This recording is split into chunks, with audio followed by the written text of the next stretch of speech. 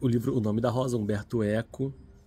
Então aqui na página 340 até 343, onde ele vai apresentar o método usado pelo protagonista Guilherme, um investigador dos crimes na abadia, o método que ele usa para fazer a investigação, dar seguimento à investigação. Então no título já vem aqui, Guilherme revela seu método para chegar a uma verdade provável por meio de uma série de indubitáveis erros. Então ele chega à verdade através de indubitáveis erros. A gente vai ver que esses erros são especulações a priori, que ele vai selecionando através das evidências, vai descartando até chegar a qual é a especulação verdadeira. Não é propriamente método dedutivo, nem é indutivo. Ele coloca aqui, resolver um mistério não é a mesma coisa que deduzir a partir de princípios primeiros. Tampouco equivale a recolher muitos dados particulares para depois deles inferir uma lei geral. Ou seja, não é nem um método dedutivo, nem um método indutivo.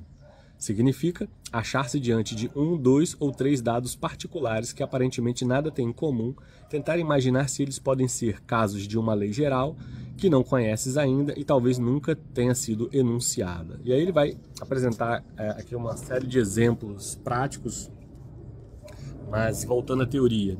Diante de alguns fatos inexplicáveis, deves tentar imaginar muitas leis gerais, em que não vês ainda a conexão com os fatos de que estás te ocupando. E de repente, na conexão inesperada de um resultado, um caso e uma lei, esboça-se um raciocínio que te parece mais conveniente que os outros. Experimentas aplicá-lo a todos os casos semelhantes, usá-lo para extrair previsões e descobres que adivinhaste. Mas até o fim, nunca saberás quais predicados deves introduzir no teu raciocínio e quais deixar de fora. E aí ele fez um comentário interessantíssimo. Ele põe, tenho muitas belas hipóteses, mas não há nenhum fato evidente que me permita dizer qual é melhor. Então, para não parecer tolo mais tarde, renuncio a parecer astuto agora. Exatamente. Então ele tem as hipóteses flutuantes na mente dele, de como esse crime pode ter ocorrido, e ele preserva essas possibilidades especulativas, descartando-as à medida em que os fatos vão se sucedendo, as evidências vão se apresentando e contrárias a essas especulações. E com isso ele vai restringindo o campo de especulações até chegar a qual é a verdade do crime. Mas aqui vem um ponto interessante. Depois. Então o Adson, que é o conselheiro dele, né, chega à seguinte conclusão, né, falando a respeito do Guilherme, da maneira do Guilherme de raciocinar.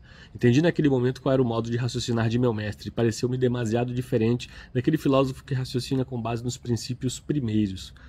Compreendi que quando não tinha resposta, Guilherme se propunha a muita delas, e diferentes entre si. E fiquei perplexo. E aí eles dois vão entrar em discussão, né? O Adson fala, mas então, estás ainda longe da solução? E aí o Guilherme fala, estou pertíssimo, mas não sei de qual. E aí o Adson, então não tendes uma única resposta para vossas perguntas? Aí o Guilherme fala, Adson, se tivesse, ensinaria teologia em Paris. E aí o Adson fala, em Paris eles têm sempre a resposta verdadeira? Uma pergunta, né? Em Paris eles têm sempre a resposta verdadeira, lembrando que Paris é onde está o papado, onde, enfim, a Roma, o papado foi deslocado de Roma para Avignon, na França. E em Paris havia as melhores universidades e lá se ensinava teologia, era talvez a principal fonte do ensinamento de teologia, né? E o Guilherme está renegando esse ensinamento, né? Ao brincar e falar, se eu tivesse essa resposta, eu ensinaria, se eu já tivesse essa resposta, eu já ensinaria teologia em Paris, né? Obviamente é um sarcasmo aí, brincando com as certezas teológicas lá pronunciadas pela teologia de Paris, pelas universidades de Paris. Aí o Adson fala, em Paris, pergunta, né? Em Paris eles têm sempre a resposta verdadeira? E aí o Guilherme responde, nunca, mas são muito seguros de seus erros. E aí o Adson rebate, e vós, falar com impertinência, o Adson fala com impertinência infantil, e vós, nunca cometeis erros? E aí o Guilherme fala, frequentemente, mas em vez de conceber um único erro, imagino muitos, assim não me torno escravo de nenhum. E aí o Adson confessa ao leitor, né, tive a impressão de que Guilherme não estava realmente interessado na verdade, que outra coisa não é senão a adequação entre a coisa e o intelecto. Em vez disso, ele se divertia imaginando a maior quantidade possível de possíveis. Naquele momento, confesso, perdi as esperanças em meu mestre e surpreendi-me pensando, ainda bem que chegou a Inquisição. Tomei partido da sede de verdade que animava Bernardo Gui.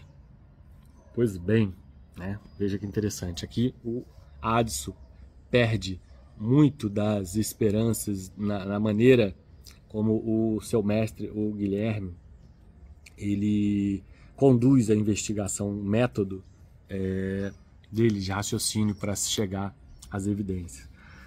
Acontece que a visão do dogmático é de que o Guilherme parece ser não está buscando a verdade, né? O dogmatismo ele parte de causas primárias e tenta um caminho reto, buscando a verdade por um caminho reto. E isso leva ao erro convicto, a convicção de que está certo apesar de você estar errado. Como bem falou aqui o Guilherme, né? Ele falou, e eles têm sempre a resposta verdadeira? Nunca, mas são sempre muito seguros de seus erros, né? O que é bem característico de você trabalhar, tentar deduzir as coisas por meio de métodos que envolvam causas, já partam de verdades a priori, né? Ou seja, você parte já da fé. Isso não abre possibilidade para uma revisão lógica das suas conclusões. Então, eis mais um motivo pelo qual eu penso que até mesmo no método um método especulativo para se aproximar da percepção da realidade, você ser relativista ao invés de ser dogmático tende a te favorecer mais, porque você vai trabalhar com muitas verdades ao invés de uma só. E você vai ir selecionando qual verdade se aproxima mais da realidade. Porque uma coisa que os dogmáticos não entendem é que verdade não se confunde com realidade, jamais. Verdade não se confunde com realidade. A realidade ela é inalcançável para a cognição humana. O que nós podemos depreender da realidade são verdades. E essas verdades, elas, por não serem jamais absolutas, pois se fossem absolutas elas não seriam verdades, elas seriam realidades, tão logo que se pode fazer é tentar, entre muitas verdades, obter aquela que melhor se encaixa, aquela que as próprias evidências tiradas da realidade não entram em contradição com a tal verdade. E a ciência é feita assim, né, de verdades que são temporárias, até que isso é verdade até o momento em que alguma evidência se mostrar contrária a ela. Por isso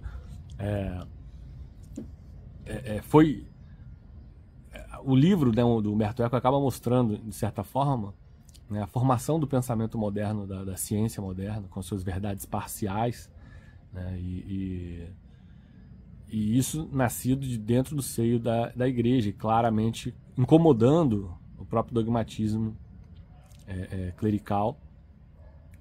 E o Guilherme ali já era alguém que incomodava, né? O livro mostra muito isso, não só pela questão metodológica, quanto também pela questão política, né? Ele era um franciscano crítico em relação ao enriquecimento da igreja, que entraria em conflito e contradição com a própria postura original de Jesus Cristo, né? Enquanto figura abnegada, né? Então um livro fantástico, muito interessante. Estou apenas pensando aqui esse comentário, né, pontual a respeito desse ponto na obra. Esse é o nosso canal de literatura e filosofia. Se você gostou do nosso conteúdo, curta o vídeo e se inscreva. E aproveite para fazer as amizades certas nos grupos. O grupo de estética é o grupo onde se troca influências sobre arte, cinema, música, filosofia, pintura. E o grupo ética é o grupo que se propõe ao debate político, moral, ético, econômico. Os links estão disponibilizados no campo de descrição desse vídeo. Você vai adorar! Por fim, não deixe de conhecer nossos outros canais, o Tube Cult e o Limão Libertário.